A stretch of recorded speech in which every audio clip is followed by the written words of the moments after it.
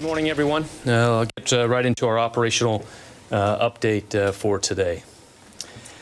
Yesterday, U.S. military forces conducted an over-the-horizon counter-terrorism operation against an ISIS-K planner and facilitator. The airstrike occurred in the Nangarhar province of Afghanistan. I can confirm, as more information has come in, that 2 high-profile ISIS targets were killed and 1 was wounded. And we know of 0 civilian casualties. Without specifying any future plans, I will say that we will continue to have the ability to defend ourselves and to leverage over-the-horizon capability to conduct counter-terrorism operations as needed. We continue to evacuate American citizens and vulnerable Afghans out of Kabul. In fact, there are approximately 1,400 individuals at the Kabul airport who have been screened and manifested for flights today. As I said yesterday, we have the ability to include evacuees on military airlift out of Afghanistan until the very end. This is a massive military, diplomatic, security, and humanitarian undertaking for the United States and our allies. And so I'll give you a specific update of the last 24. Yesterday, 32 U.S. military aircraft, 27 C-17s and 5 C-130s departed with approximately 4,000 personnel. Combined with 34 coalition aircraft departures, an additional 2,800 personnel left Kabul for various intermediate staging bases. 66 flights left out of Kabul yesterday in that 24-hour period, with 6,800 evacuees. Today I can report an updated total evacuation that is more than 117,000, the vast majority of which are Afghans. Of this total number, approximately 5,400 are American citizens. This is an incredible number of people who are now safer thanks to the heroism of the young men and women who are putting their lives on the line each day to evacuate American and vulnerable Afghans out of Kabul. Threats to our forces and to this operation remain real and significant. I'm sure you can appreciate that. And now, as the military mission begins to end in Kabul, thousands of service members are working across the globe and within the United States to complete this incredibly important mission. Out of the EUCOM AOR, 6 flights will transport about 2,000 Afghans to the United States. Since August 20th, the EUCOM AOR has received nearly 30,000 vulnerable Afghans and evacuees. A good example of how we're building out capacity as we execute this incredibly important mission, a flight from Italy will fly to Philadelphia International Airport, the second U.S. onward location to receive flights. As NORTHCOM Commander General Van Herk said in his brief yesterday, our total capacity across multiple U.S. installations is approximately 21,000 and growing. We're steadily working to increase the capacity to 50,000 by September 15th. Right now, we are hosting approximately 8,000 Afghan applicants at Fort McCoy, Fort Bliss, Fort Lee, and Joint Base McGuire-Dix Lakehurst. A dedicated team of military, civilian, and contract personnel are working closely with numerous agencies, both government and non-government, to ensure further requirements and additional capabilities are available. We will keep you updated on this effort. SOUTHCOM continues to conduct humanitarian relief operations in Haiti, and NORTHCOM, while simultaneously executing evacuation flights, is postured to support FEMA as a lead federal agency in preparing for Tropical Storm Ida. Lastly, I want to share that the Department of Defense will shortly announce the names of the 13 service members who were killed in service to their country. We grieve with the Gold Star families, friends, and loved ones of our fallen. They will be remembered and revered among Americans who have served in Afghanistan in Operations Freedom Sentinel and Enduring Freedom.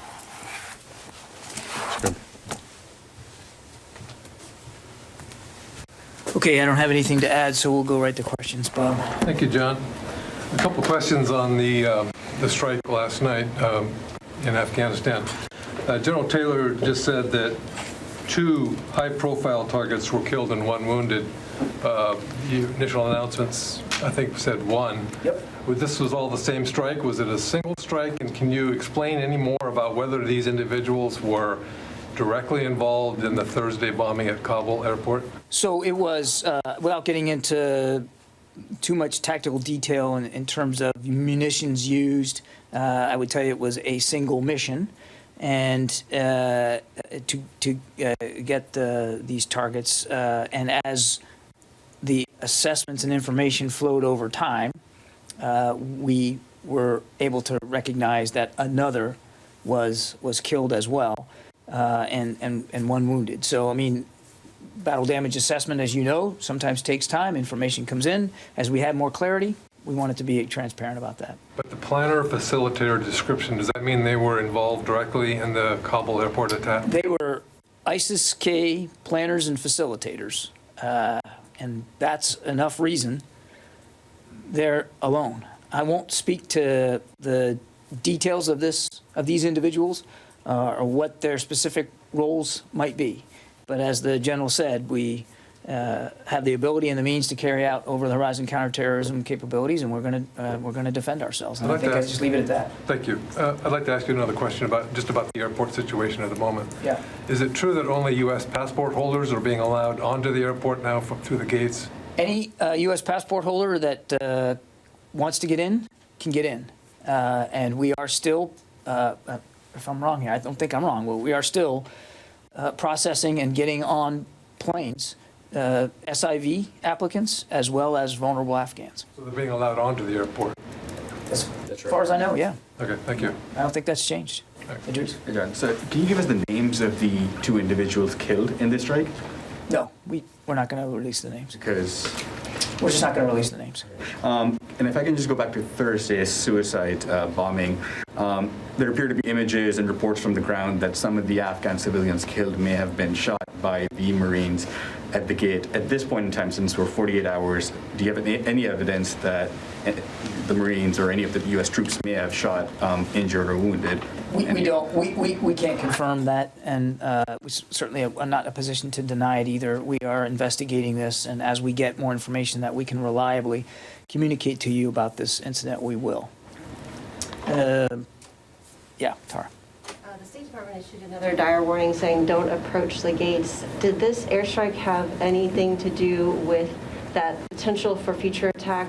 Can you talk about what capabilities ISIS might have lost in this drone strike?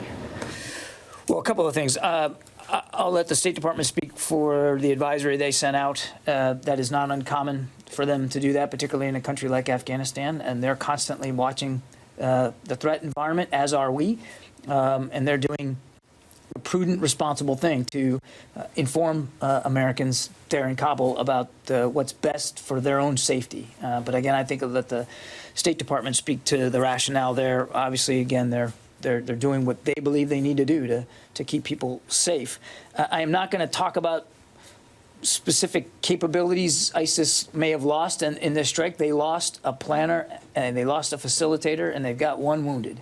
And the fact that 2 of these individuals are no longer walking on the face of the earth, that's a good thing. It's a good thing for the people of Afghanistan. It's a good thing for our troops and our forces at that airfield. And I think I'm just going to leave it there. And to follow up, can you discuss the level of threat right now at the airport? We've seen a number of the allies bring their evacuation operations to a close early. Will the U.S. still stay there through the 31st? We are going to complete this mission by the end of the month. We've said that. Nothing has changed about the timeline for us. And we will do this in as safe and an orderly way as possible. And that includes being able to continue to evacuate right up until the end. But what about the threats at the airport? Can you describe what are they still? The threats are still very real. They're very dynamic. And we are monitoring them literally in real time. And as I said yesterday, we're taking all the means necessary to make sure we remain focused on that threat stream and doing what we can for force protection. A couple of questions. First for you, John. Have U.S. troops begun retrograde withdrawal from the airport? We have begun retrograding. Can you say anything about the number who have left? No, I cannot. And then General Taylor, for you, please. The numbers of military aircraft who have left are relatively consistent with where they've been for several days, but the number of passengers on them is down from where it was. Does that mean that the U.S. is now starting to move some equipment, military equipment on those, or are there planes that are going out just not full? As we said, our mission to continue evacuating those as required and to meet the mission requirement by August 31st is what the commanders are executing. So does that mean that you're starting to take some equipment out on these aircraft, or does it, or do you not have enough passengers? Yeah, there is equipment leaving on those flights that was originally planned. And then if I could ask one more, since have there been any attacks? General McKenzie talked about how the Taliban had thwarted some attacks before Thursday's attack. Have there been any other cases that you're aware of that the Taliban have actually stopped attackers from getting in towards the airport? I don't have specific reports of that, other than, as you can see, as we just talked, the security of the base is the most important thing that we're doing to allow us to continue our mission. Thank you. Yeah. So, John, you said the threat at the airport remains active and dynamic. Is it fair to say that whether or not those people killed last night deserve to be on the face of the earth or not, that the threat at the airport remains unchanged? I wouldn't say that it remains unchanged. I didn't say that. I said it remains active and dynamic, and it does. Is it as serious as it was yesterday? It is a serious threat. I'm not sure how any potential terrorist threat can be anything other than serious, or that we shouldn't take it seriously. It's serious. Yesterday you denied the Taliban claim that they had assumed responsibility for security at some parts of the airport. Is that still the case, that the Taliban do not provide security at the airport itself? That is still the case. And is that going to remain the case until the end, or at some point do they have to move into the airport to keep the crowds at bay while those last planes take off? I'm not going to talk about the specifics as we get closer to the end. Let me just say this, as clearly as I can, we will maintain the ability to defend ourselves and our operations all the way through. Yeah, Lucas. John, did the Taliban in any way provide any intelligence or any support with this drone strike that killed those 2 ISIS terrorists? I'm not going to talk about intelligence matters one way or the other. Rule it out. I'm not going to talk about intelligence matters one way or the other. Taliban supporting this drone strike in any way? We had useful intelligence on our own to conduct this strike. Do you consider the Taliban and the Haqqani network separate entities? Lucas, I'm not going to give you a breakdown here, a characterization of the Taliban or Haqqani. Lucas, you got to remember what we're focused on here, and that's on getting more people out and getting our troops out, completing this mission. And I'm not sure what benefit it does for me to try to characterize one group or another. We know that the people that the deputy leader of the Taliban is Surgeon Haqqani, who has a $10 million bounty on his head. People should know: are these separate entities, or we know that there is a certain matter of commingling here. I mean, there's a marbling, if you will, of Taliban and Haqqani. What I'm pushing back a little bit on you, Lucas, is the relevance of that discussion to what we're trying to do today, which is complete an evacuation safely and to get our troops and our forces at the airport out safely. That's what we're focused on. One more question. Every major newspaper and television news outlet has said that the U.S. military brass recommended to the president to leave 2,500 troops in Afghanistan, not pull out. Have you asked any of those outlets for a correction? I'm sorry, say that one again. Every major newspaper and television news outlet has reported that top Pentagon brass, from the Defense Secretary to the head of U.S. forces in the Middle East and Afghanistan, to the Chairman of Joint Chiefs, recommended to the President that 2,500 U.S. troops should have stayed in Afghanistan, not been pulled out. Have you asked any news outlet for a correction to those stories? Thanks for repeating it. We don't make it a habit to talk publicly one way or the other. Right, wrong, up, down, more or less, about the advice and counsel that Pentagon leaders give the Commander-in-Chief. What about correcting the record? Louis. Has there been another helicopter evacuation recently? No, I don't think there has been. No. Okay. Can I follow up then on the discussion about the drone strike yesterday? It's been characterized as being retaliation, as being reprisal for the bombing at the airport. Is that accurate, or was this something that, as part of your over-the-horizon counterterrorism planning, you were already targeting? This was a little bit of both. I mean, we have the ability to conduct over-the-horizon counterterrorism capabilities. We've talked about that. This certainly fits in that mold. But it's not coincidence that it happened just a couple of days after we lost 13 brave service members. And can I ask again, you're calling one a planner and another a facilitator. I believe that you're saying that one, that's correct, right? That's the characterization of these two individuals. What is the difference? I mean, and what makes them targeted? Obviously, thanks for your question, but that is the clarification, planner, facilitator, that are those that would have the ability to facilitate or help plan in attacks, and that, as we said, gave us the ability and the authority we had to conduct those missions. And were they involved in planning an imminent attack? We're not going to go into detailed intelligence information that led to that attack or that strike or future operations. Thank you. Yeah, Barb. A couple of things on the strike. First thing, you called them high profile. Could you explain to us, but not senior? So, and then I have a follow-up on the strike. What makes you say they're high profile? Based on the intelligence collected and activities in the past, that was the classification and used for those. General Taylor, can you just clarify, were you actually targeting both of these individuals, or were you targeting one and the other one happened to be there and got struck? We had the intelligence that led us to the target area that allowed for that strike to happen with the BDA as briefed. Were you targeting two individuals in this strike? We had intelligence that allowed us to conduct that strike on those multiple individuals. John, if I could ask you also, so now you have done this strike, what is the assessment or feeling about the impact of this strike on ISIS-K in Afghanistan? Have you degraded them in any fashion? Can you explain that if they're high profile? Have you deterred? Have you degraded?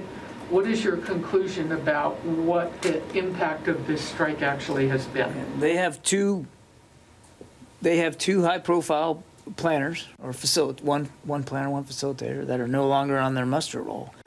So they have lost some capability to plan and to conduct missions. But Barbara, make no mistake, nobody's writing this off and saying, well, we got them, so we don't have to worry about ISIS-K anymore. Not the case. As I said earlier, the threat stream is still active, still dynamic. We're still laser focused on that and force protection. And we aren't thinking for a minute that what happened yesterday gets us in the clear. Not a minute. But do we believe that we hit valid targets? Bad guys who can do bad things and can plan bad missions? Absolutely. And do we think that that will have some impact on their ability going forward? Absolutely. What and to how much, we're just going to have to keep watching the intelligence going forward. I don't know if you can answer, but does the United States have a sense, even if you can't say names, do you have any sense of who is in command of ISIS-K right now? I'm not going to get into specific org charts and intelligence about what we know about the organization. Obviously, we put a lot of time and effort into learning as much as we can, and I think for security purposes, I'm just going to leave it at that. Laura. So a couple of quick questions about the attack itself. First of all, where did the unmanned aircraft come from? Was it a Reaper drone, Predator drone? Can you give us any information about the aircraft? Over the horizon. Okay, so no specific information you can It give came us? from over the horizon. Okay, and then there were reports that the targets were in a vehicle? Is that accurate, or was there any other damage to ISIS infrastructure? As I think the general said right at the top, we're going to be loath to release a lot of tactical level BDA detail here. We want to preserve as much flexibility as we can. So I think you can understand, or at least I hope you can understand, that we're just not going to be able to answer a lot of that detailed stuff right now.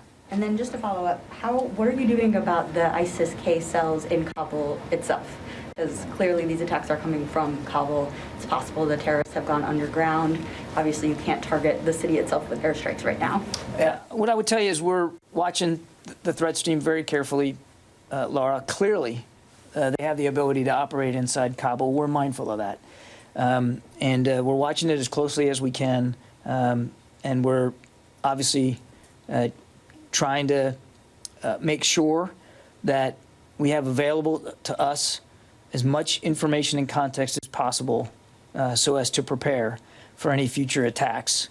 And that certainly, we have to assume, could come from or be planned out of or sourced out of places that they might have established themselves in Kabul.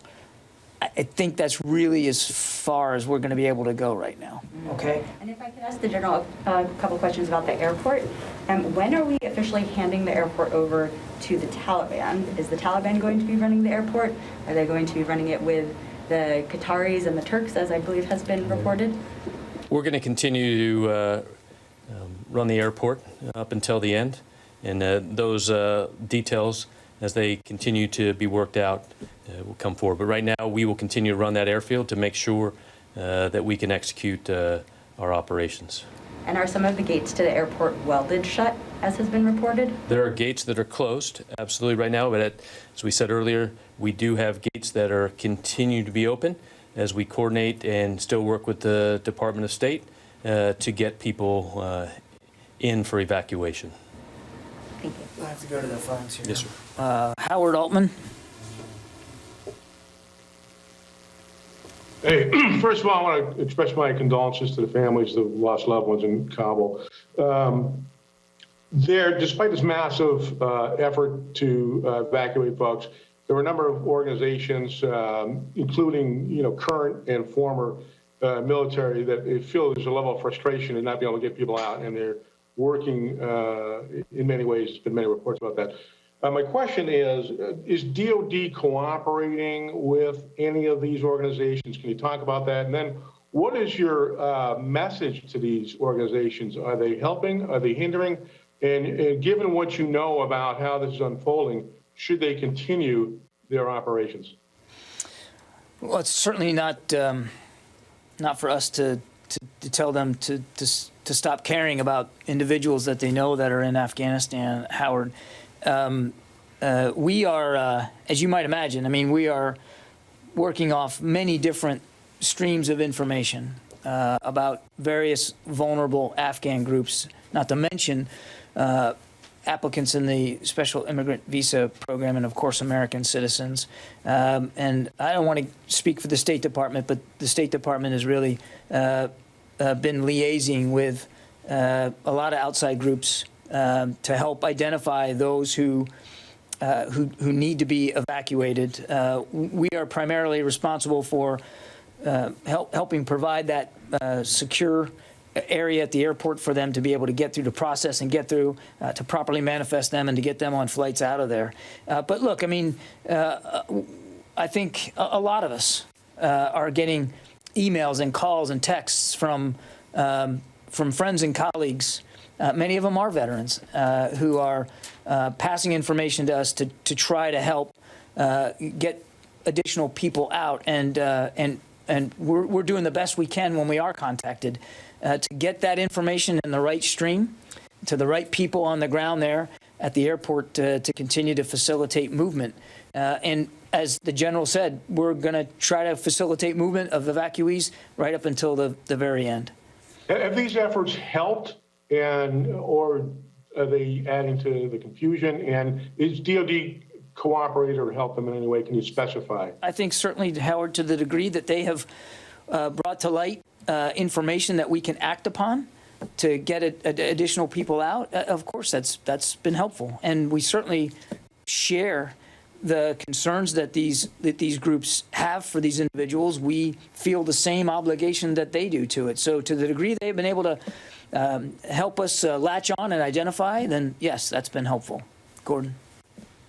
Done a few different things. One question with the Taliban, it's not an intelligence question, but was there any kind of coordination? Did you share any information prior to the strike on the ISIS targets with the Taliban? One question. I got a few more. No. No. Easy question answered. And turning to the preparations for folks coming back, is there a total number of people you have, evacuees you have on domestic bases here, plus those kind of on the step to come back? So all the different hubs plus the bases, do you have a total number there? I don't have it with me, Gordon. I think you heard General Van Herk yesterday. We've got just under 7,000 SIV applicants at U.S. military installations across the country. He's opened up additional installations to try to get us to a capacity of maybe as much as 50,000 if we need it. I think, but he gave that number yesterday, and I think I don't think that number has changed appreciably over the last 24 hours. But before I jump off there, let me just check and see if I've got an updated number in Europe. I got it here somewhere, I think.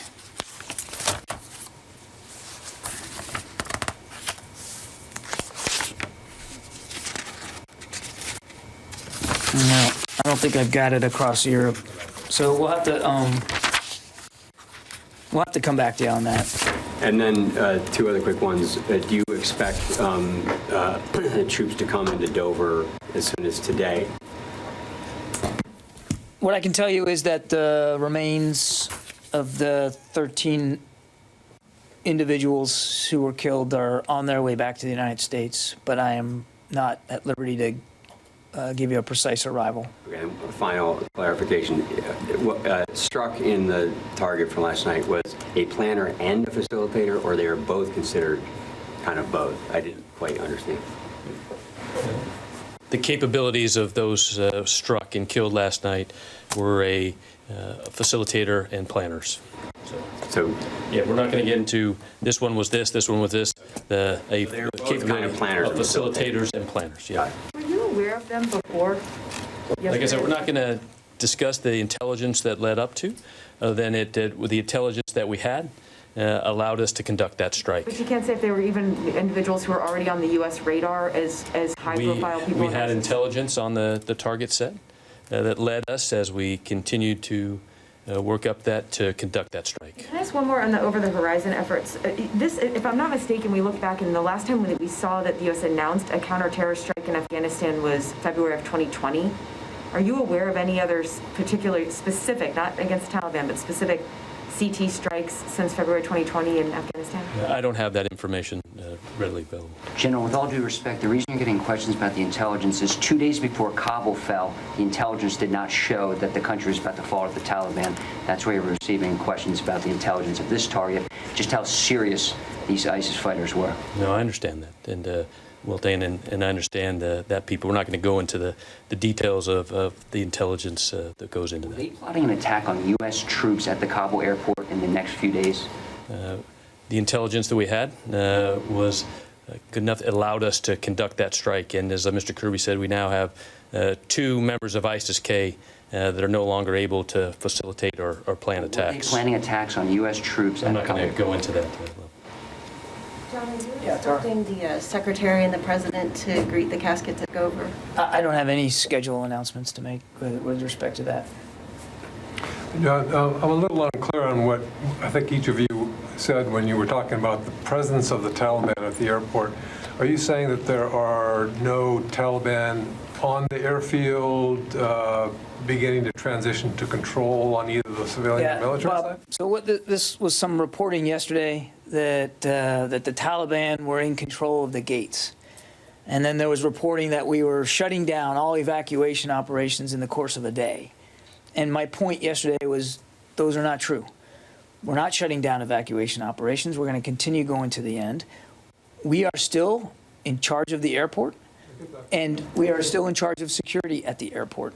And what was true a few days ago is still true today. The Taliban have checkpoints around the airport in a loose perimeter, if you will, but they are not manning gates. They are not at the airport doing security roles or anything like that. They're not at the airport. They're not at the airport. Okay. Yeah, No. yeah, Andres. Just going back to the drone strike, you obviously can't give specific names of countries, but did you notify any countries through which the drone may have had to fly through before the strike?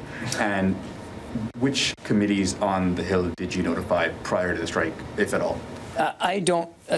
As far as I know, there was no notifications that did or needed to happen beforehand. To countries or to the committees? No notifications that were needed to be done beforehand. Yes. You're not revealing the names of these individuals, but you know them, right? And do you know the nationality of these individuals who were killed in the drone strike yesterday? We know who they are. You know them. Yes, and we know the who they third are. one who was wounded was planner or the facilitator? I don't have that information. And one more question. During your conversations with the Taliban, have they given you any assurance or indicated that they will not let Afghanistan to be used as a launching pad for terrorist attack against the U.S., its friends and allies? Can you say that one again? During your conversation with the Taliban leadership, have they indicated or given any assurance to you that they will not let Afghanistan to be used as a launching pad for terrorist attack against U.S., its friends and allies? They made assurances as part of the Doha Agreement about affiliation with al-Qaeda and about terrorist groups operating from Afghanistan. They've said that publicly. They said that as part of the Doha Agreement. Barb. Do you have any indication of the level or types of foreign fighters that may have flowed into Afghanistan in recent days and weeks? I do not. Thank you. Okay, I think we're going to call it a day. No, we're going to call it a day, Lucas. Lucas, I appreciate it very much. If thousands of ISIS prisoners were released in jail by the Taliban, is that evidence that the Taliban ISIS might be in?